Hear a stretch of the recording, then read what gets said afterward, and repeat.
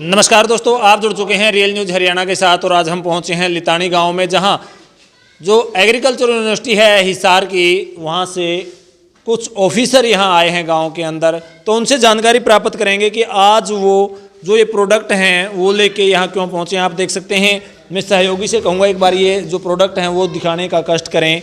Pesticide भी हैं और अचार है, कुछ रसोई के सामान का जो है वो भी यहाँ पैकेट रखे हैं। तो इनसे जानेंगे कि आज जो ये जो प्रोडक्ट लेकर यहाँ पहुँचे हैं, इनका यहाँ पहुँचने का मुख्य उद्देश्य क्या है। तो हमारे साथ सर मौजूद हैं। सर नमस्कार। यस नमस्कार सर, क्या नाम है आपका? मेरा नाम रमेश गुंदल है। सबसे पहले मैं आपके न्यूज़ चैनल टीम का वेलकम करता हूं कि आप लोग इस मुहिम के साथ जुड़ के कि हमारे इस मैसेज को सारी दुनिया में और हमारे सारे संपूर्ण राष्ट्र में, हर गांव हर जन तक पहुंचा पाएं। इस मुहिम में हमारा पहला फर्ज है कि हम जिस मुहिम पे जा रहे हैं, सबकी थाली बिना जहर वाली, ये कैसे होगी, इसमें एक जन जन को भागीदारी लेनी पड़ेगी, क्योंकि ये क्रांति है कि जब तक हम अपने आप को नहीं बदलने के रेडी होंगे तो आने वाला हमारा भविष्य बहुत खराब है। क्योंकि खेती में जितना हमने डीएपी, यूरिया, केमिकल फर्टिलाइजर धुंध प्रयोग किया है, जिसकी वजह से आज हमारी खेती डेटाबेस जाएं 5, 7, 10 साल के बाद बंजर होने की स्थिति में है, जिसको लेके हमारी राज्य सरकारें और केंद्र सरकार सजग है और तरह तरह की वार्निंग दी जा रही है कि अब हम लौटें। क्योंकि जब हमने इस डीएपी यूरिया को शुरू किया था खाद्यान्न बढ़ाने के लिए, वो दौर था हमारे देश में खाद्यान्न की कमी थी, मिलिट्री को फूड नहीं पहुंच रहा था, भुखमरी की स्थिति थी, उसको निपटने के लिए इसको शुरू किया गया था। लेकिन आज उसके ही दुष्परिणाम हमारे सामने आने लगे हैं कि हमारी खेती और हमारा जो खाना है वो हमारा जहरीला हुआ। तो आज हमारा एक विश्वव्यापी मुहिम चल रही है, सबकी थाली बिना जहर वाली, कि आप और हम जो जहर उगा रहे हैं और जहर खा रहे हैं, अगर इसमें सबसे बड़ी अहम प्रक्रिया होगी आने वाली जनरेशन को बचाने की, तो ये सब जहर मुक्त कर सकते हैं, तो ये किसान भाई कर सकते हैं। इसलिए हमने हर एक गांव में किसान विकास सदन के जरिए ये तमाम बायो प्रोडक्ट हैं किसानों तक पहुंचाने का और उनको जानकारी देने का ये अभियान चलाया है। एक गांव में एक पंचायत को एक किसान विकास धन की अलॉटमेंट दी जाएगी। इसके जरिए उनको ऑर्गेनिक बायो खेती करने की संपूर्ण जानकारी दी जाएगी, जिससे किसानों की लागतें घटें और आज जो खेती उनके लिए घाटे का सौदा हुआ है वो फिर से उस स्वरूप में आए कि खेती उनके लिए बहुत ज़्यादा लाभदायक हो। आज खेती में वो प्रोसेस्ड फूड देके खेती से उत्पन्न होने वाले उत्पादन की 5, 7, 10 गुना कीमत भी ले सकते हैं। ये संपूर्ण जानकारी हमारे इस किसान विकास धन के जरिए हम किसानों को इस मुहिम से दे पाएंगे। इस मुहिम के साथ जुड़ के हम एक पूरा बदलाव लाने वाले हैं राष्ट्र में, और ऐसा में उम्मीद है कि हर जन की जरूरत है और हर जन की ये ड्यूटी है, कर्तव्य है कि इस मुहिम को आगे बढ़ाएं। जी, प्रोडक्ट रखे हैं यहाँ पर, अगर हम बात करें किसानों की, जैसे कि यूरिया डालते हैं या और भी पेस्टिसाइड डालते हैं, तो वो डालते हैं एक ज़्यादा आमदन लेने के लिए, तो इसका उस आमदन पर कोई असर नहीं पड़ेगा, कम होगी या बराबर ही निकलेगी? बिल्कुल सही कहा आपने, क्योंकि आज किसानों को ये महसूस हो रहा है कि उसका जब तक इम्प्यूट नहीं आएगा, और इम्प्यूट जो डीएपी यूरिया केमिकल जो बता रहे हो कि उनको डाल के हमारी पैदावार होती है, और उनके मन में एक भय है कि अगर हम ये जहरीले पदार्थ नहीं डालेंगे तो हमारी पैदावार नहीं होगी। तो उसी की जागरूकता के लिए ये उनके अल्टरनेट प्रोडक्ट सारे हैं।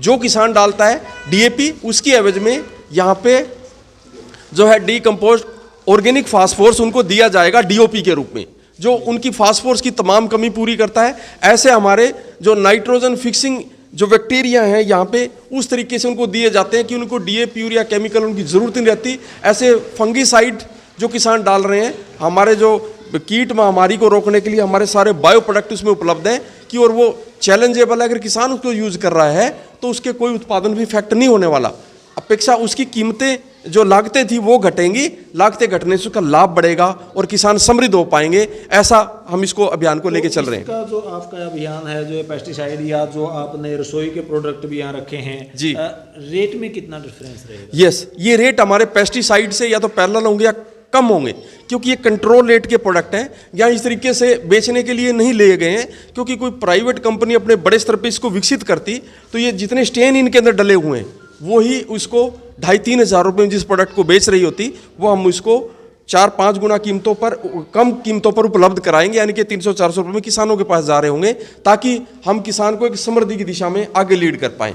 तो अभी हमारे बीच में जी तो सर क्या नाम है आपका और आप क्या जानकारी देना चाहेंगे इसके मैं सतेंद्र सोरान हूँ, जो अपनी चौधरी चरण सिंह हरियाणा कृषि विश्वविद्यालय के बायो फर्टिलाइजर सेंटर से एक ऑर्गेनाइजेशन के माध्यम से पिछले 6 साल से जुड़ा हुआ हूँ। और हमारा मुख्य उद्देश्य ये रहा है कि किसानों को हम ग्रामीण स्तर पर जाएं और उनको ये बताएं कि उनको इन चीज़ों की उत्पादन ही जो फर्टिलाइजर आज के दिन इस्तेमाल हो रहा है पेस्टिसाइड में, जैसे यूरिया का अगर हम अल्टरनेट देखें तो हर हमारे स्टूडेंट को 7वीं और 8वीं क्लास में जो आज किसान के रूप में बने हुए हैं उनको पढ़ाया गया है कि वायुमंडल में 78% नाइट्रोजन, और हमारे यूरिया के बैग में जो अभी मैंने बैग मंगाए हैं इनमें 46% है, और वो भी 100 kg के ऊपर। तो हमारे बैग में बचा जी 21.5, 4 गुना ज़्यादा हमारे पर्यावरण में जो है ना यूरिया मौजूद है या नाइट्रोजन मौजूद है, उसको किसान कैसे ले सकता है। और वो कोई रॉकेट साइंस नहीं है, बहुत बड़ी साइंस नहीं है। किसान के खेत में जितनी दलहनी फसलें हुई हैं उनकी जड़ों के अंदर जो गांठें बनी हैं उन गांठों को हम नाइट्रोजन की ग्रंथि कहते थे, उसमें एजेक्टोबैक्टर जो भी हम नाम के बैक्टीरिया होते थे। किसान ने जब रसायन डाला तो वो जीवाणु मर गए जी। अब किसान को वापस उसी पत्ती पे लाने के लिए अपने जो यूनिवर्सिटी के सीनियर साइंटिस्ट हैं उन्होंने उनको अगर मैं बताऊं तो एजेक्टोबैक्टर को डेवलप करके दिया है किसान को। और एक डीएपी के बैग से जब फास्फोरस जो किसान को मिलता है तो 9.5 किलो मिलता है, जो वाटर सोलुबल होता है। बैग के ऊपर लिखा होता है WS, और उसी की जगह CS लिखा होता है 40%, जो 11 किलो होता है। तो 11 किलो किसान के जो सिट्रिक सोलुबल फास्फोरस होता है वो किसान के खेत में जमा हो रहा है, सोलुबल नहीं हो पाता, और जो वाटर सोलुबल है वो किसान के काम आता है। ये PS भी जो इसके साथ में दिया गया, ये सिर्फ आपकी यूनिवर्सिटी ही दोनों को इकट्ठा करती है। बाकी कंपनियां इनकी काफ़ी लंबी कॉस्ट लेती हैं और अलग अलग दे पाती हैं, इकट्ठा भी नहीं कर पाते। तो जो साइंस आपकी यूनिवर्सिटी के पास है, आपका यूनिवर्सिटी जो है वो एशिया का सबसे बड़ा एग्री प्रोजेक्ट है, और एक ऑर्गेनाइजेशन के माध्यम से ये किसानों के बीच में लाने की कोशिश की जा रही है कि अब से पहले जो हमारा सीमित क्षेत्र था वो 8645 एकड़ में यूनिवर्सिटी में रह गया, किसान वहाँ पे जाते नहीं है। लेकिन अब किसानों के बीच में आके उनको प्रोडक्ट प्रोवाइड करवाने की मुहिम दी जा रही है। लेकिन अकेला प्रोडक्ट प्रोवाइड करवाने से किसान जो है ना अच्छी खेती नहीं कर पाएगा जब तक उसको जीवाणु का जो है ना अवेयरनेस नहीं आएगी। जैविक खेती कम पैदावार देती है, ये किसान की सोच तभी बनी है जब उसको जीवाणु को संभालना नहीं आया। एक्चुअल में एक ऐसा सूक्ष्म जीव है जो ज़्यादा टेम्परेचर पे, जहर के संपर्क में या जो सूखी ज़मीन होती है उसमें सर्वाइव नहीं कर पाता है। तो हमें किसानों को पहले जागरूक करना है, उसके बाद में उन चीज़ों का इस्तेमाल करवाना है। और हमारे 400 गाँव के अंदर ऐसे फार्मर हैं जो अभी अपनी जो फसल हुई है सर्दी की, उस फसल के अंदर वो अपनी इल्ड या पैदावार जो आपने क्वेश्चन किया था वो उनके बराबर निकाल पाए हैं जो पेस्टिसाइड है। और अभी हमारा सेकंड प्रोजेक्ट चल रहा है, इसी जीवाणु खाद के साथ में हम प्राकृतिक खेती को भी समावेश करवाएं। जो हमारे senior scientist doctor Baljeet Saran ji पूरे देश में 4 साइंटिस्टों में चुने गए हैं, तो वो अपने जैसे जितनी भी ऑर्गेनिक की अमेठी के अंदर, जींद के अंदर जो ट्रेनिंग होती है उनके अंदर भी एक बुक प्रोवाइड की जाती है फार्मर को, तो उसके अंदर उनका पूरा विश्लेषण दिया गया है। उसी विश्लेषण को हम ग्रामीण स्तर पर मौखिक तौर पर आमने सामने बताने का काम कर रहे हैं। कोई भी नई चीज़ अगर फील्ड के अंदर या कहीं पे भी लेके आते हैं उस पर विश्वास करना बहुत मुश्किल होता है, तो जो किसान है वो कैसे विश्वास करें? ये बड़ा अच्छा सवाल है आपका कि कोई भी नई चीज़, अगर मैं इस खेती को बोलूं तो नई चीज़ हमारे लिए DAP और यूरिया है। जो हमारी जैविक खेती है वो बहुत पुरानी खेती है। 80 के दशक से पहले हमारे किसान को बिल्कुल भी जरूरत नहीं थी DAP और यूरिया की।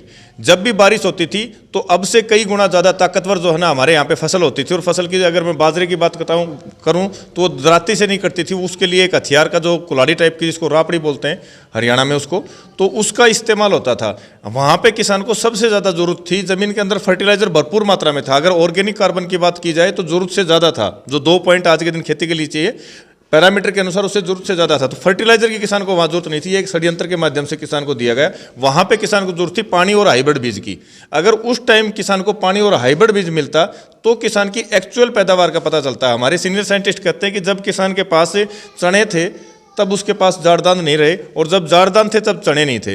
तो जब ऑर्गेनिक कार्बन जरूरत से ज़्यादा था तब हमारे पास पानी और हाइब्रिड बीज नहीं था। जब हमारे पास 2000 के दशक में पानी और हाइब्रिड बीज व्यवस्थित तौर पे आया, उस टाइम तक हमारे किसानों के पास ऑर्गेनिक कार्बन नहीं बढ़ा, ये बचा ये फर्टिलाइजर डलने के कारण।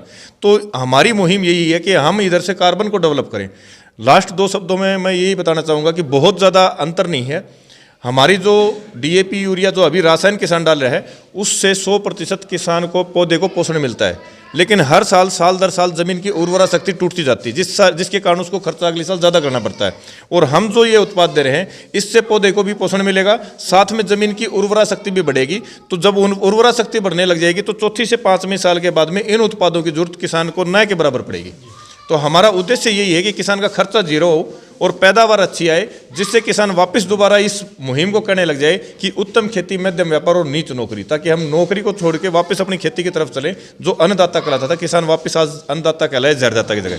धन्यवाद जी। Thank you sir. तो आपने देखा कि ये थे हमारे साथ एग्रीकल्चर यूनिवर्सिटी हिसार से डॉक्टर, और इन्होंने किसानों के लिए एक फ़ायदेमंद जो मुहिम है वो चलाई है। हमारा और हमारे चैनल का यही उद्देश्य है कि किसानों तक किस प्रकार जो उनके फ़ायदे की बात है वो पहुँचे। लगातार हमारा भी यही प्रयास रहता है। और आपको ये जो वीडियो है कैसी लगी, कमेंट सेक्शन में जाकर कमेंट ज़रूर करें। फिर नई अपडेट के साथ आपके सामने हाजिर होंगे। तब तक के लिए जय हिंद, जय भारत।